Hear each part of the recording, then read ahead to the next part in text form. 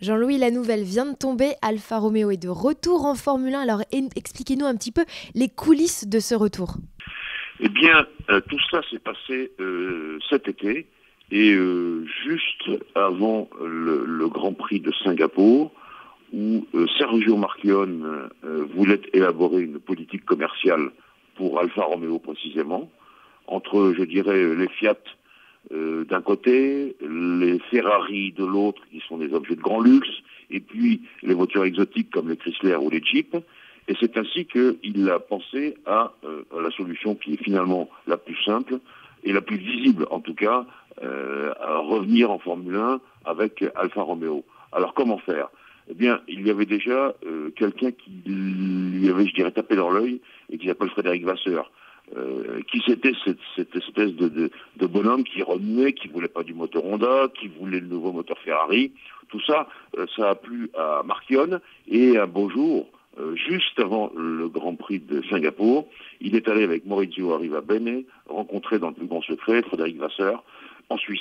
Et c'est comme ça qu'ils ont élaboré ce projet qui sera, comme on peut le penser, un projet déjà de sponsoring. Ce qu'on appelle le sponsor titre de la voiture, qui sera d'ailleurs rouge et blanche, ce sera Alfa Romeo. Et le team sera Alfa Romeo Sauber F1 Team. Et naturellement, ce qui est assez drôle là-dedans, c'est que le moteur sera le moteur Ferrari. Et vous vous rappelez que jusqu'à cette année, jusqu'à cette fin de saison 2017, les Sauber couraient avec un Ferrari de l'année d'avant, c'est-à-dire un Ferrari client. Et Vasseur avait exigé un Ferrari le même moteur que celui de la Scuderia, et il l'avait obtenu. Donc on pourrait dire que c'est une Alfa Romeo Sauber à moteur Ferrari. Ça s'est déjà produit, Jean-Louis? Eh bien écoutez, il y a eu des cas comme ça. Alfa Romeo, par exemple, un jour, n'a plus couru sous ses couleurs, et c'était les couleurs de Benetton qui arrivaient en Formule 1. Mais c'est également quelque chose que nous avons vécu assez récemment, avec, vous vous souvenez, quand Génie Capital avait racheté Renault, et avait décoré la voiture aux couleurs de Lotus, en participant avec Lotus à l'élaboration des peintures noir et or qui nous rappelaient les célèbres Lotus des années Chapman. Donc oui, ça s'est déjà produit.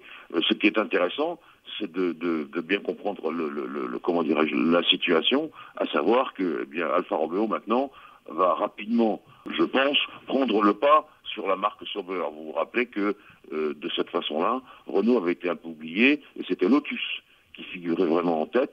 Et je pense que Alfa Romeo peut le faire.